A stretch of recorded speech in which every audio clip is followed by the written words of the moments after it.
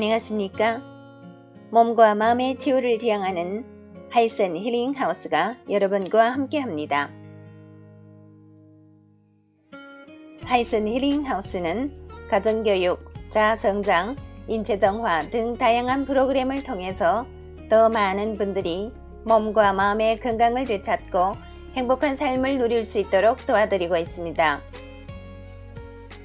매달 심리건강, 신체건강, 자아개발 등 관련의 책들을 공유하고 있습니다. 이번 달 읽어드리는 책은 대한발효해독학회 고문이시며 인체정화 프로그램의 장시인인 김세현 선생이 지으신 5%는 의사가 고치고 95%는 내 몸이 고친다 입니다. 인체정화 건강혁명, 스스로 고치는 몸 이야기. 약 먹고 병원 다니는 것을 당연하게 생각하지 마라. 비만과 고혈압, 당뇨, 암으로부터 벗어나려면 몸부터 정화하라.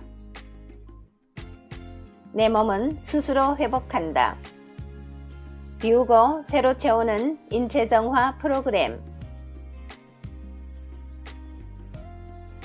오늘 나누게 되는 내용은 챕터 1 의학이 발달하는데 아픈 사람은 왜 늘어날까 중에 9번째 부분이 되겠습니다. 마음의 독, 스트레스. 열받아. 애들이고 어른이고 할 것 없이 수시로 입에 올리는 말이다. 과거에는 유행처럼 스트레스 받는다는 말을 많이 썼는데 요새는 열받는다는 말을 더 흔하게 쓴다. 우리말이 외래어로 변질되어 있어 골치 가운데 이 경우만큼은 도로 우리 것을 찾아가는 것 같다. 스트레스의 어원을 살펴보면 라틴어인 수칭어리다. 즉, 스트레스란 인체가 갖는 긴장감을 말한다. 개 중에는 좋은 스트레스도 있어 삶에 강한 동기를 부여하기도 하지만 일반적으로 스트레스는 부정적인 이미지를 지니고 있다. 외부에서 스트레스가 가해질 경우 인체는 이에 대해 스스로 적응 노력을 기울이는데 그 도가 지나칠 경우 자율신경계가 교란된다. 불안이나 우울, 무력감 등 처음에는 정신적인 문제가 발생하지만 증상이 심할 경우 신체의 질환으로 전이된다. 내과 입원 환자의 70% 정도가 스트레스와 연관되어 있다는 연구 결과가 있듯 스트레스는 신체 건강에 지대한 영향을 미친다. 장기간 스트레스를 받으면 자율 시스템에 교란이 오고 면역 기능이 떨어져 질환에 걸리기 쉬운 상태가 된다. 학계의 보고서에 의하면 신체 면역력의 60%가 장에서 만들어진다고 한다. 흔히 극도의 긴장감을 똥줄 탄다고 표현한다. 혹은 애간장이 탄다고도 한다. 애간장이 탄다는 것은 간과 장이 상할 만큼 스트레스가 극심하다는 뜻이다. 캐나다의 내분비학자 셸리는 유명한 생쥐 실험을 통해 스트레스와 장 연동 운동과의 연관성을 증명했다. 생쥐에게 먹이를 준 후 전기 자극을 주었더니 위장이 즉각 움직임을 멈추더라는 것이다. 개도 밥을 먹을 때는 안 건드린다는 속담이 있다. 개도 밥 먹을 때 스트레스를 주면 소화불량에 걸린다는 말일 것이다. 스트레스로 인한 자율신경계의 습관적인 교란은 과민성 대장 증상으로 발전하기도 한다.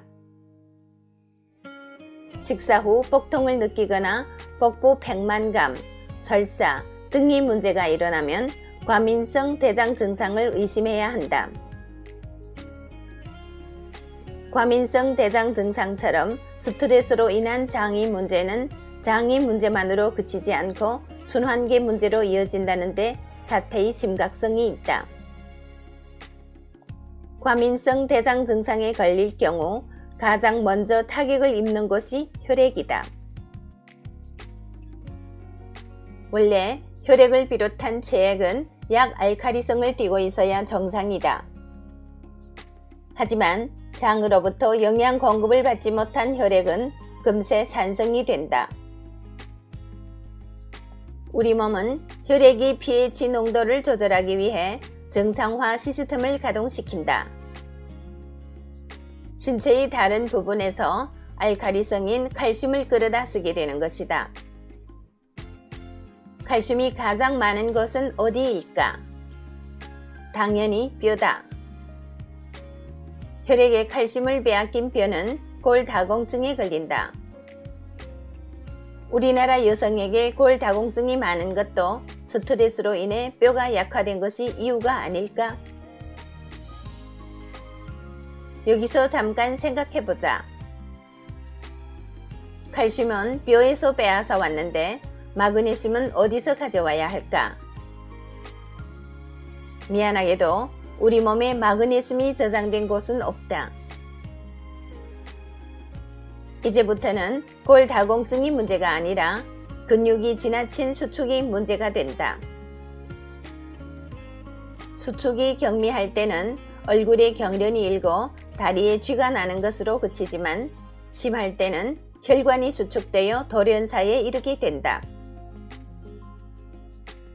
산업사회에 접어들기 전까지만 해도 사람들은 그다지 바쁠 것이 없는 생활을 했다.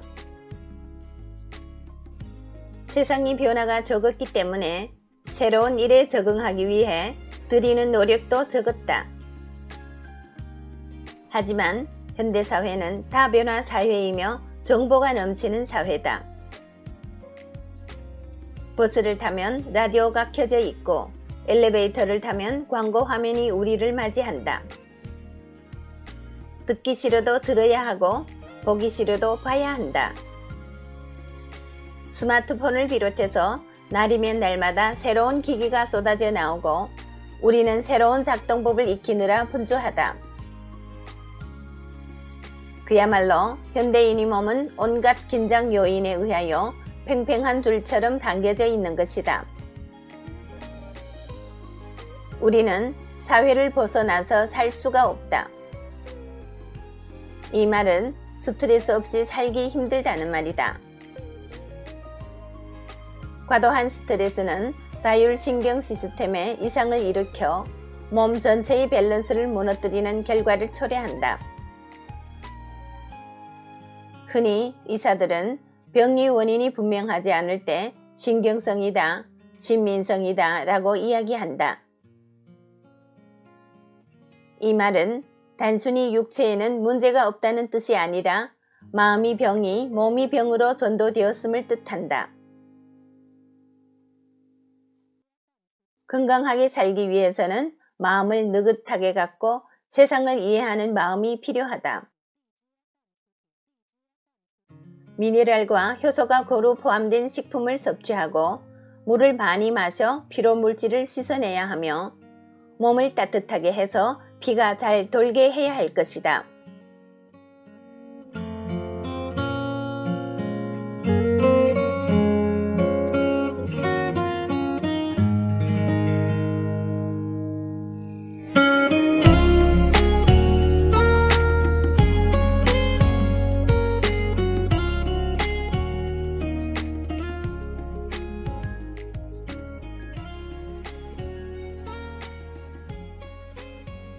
네, 오늘 내용을 읽으면서 내과 입원 환자의 70%가 스트레스와 연관이 있다는 사실은 참 놀랍습니다.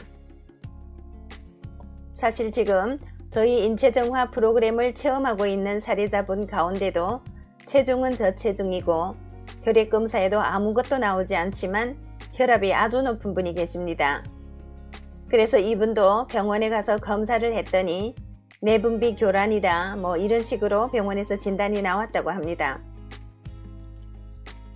스트레스가 단순히 우리들이 마음의 문제인 것 같지만 이러한 스트레스들이 우리 몸속에 질환으로 연결된다는 사실을 알고 나면 우리 마음을 다스리는 법을 잘 알아둬야 하지 않겠나 또 이런 생각도 해보게 됩니다. 오늘의 내용은 여기에서 마치겠습니다. 애청해주신 여러분 대단히 감사합니다. 여러분의 건강, 풍요, 행복을 기원합니다. 오늘도 좋은 하루 되시고 내일 이 시간에 또 뵙겠습니다. 장야에서 이춘아가 여러분과 함께 했습니다.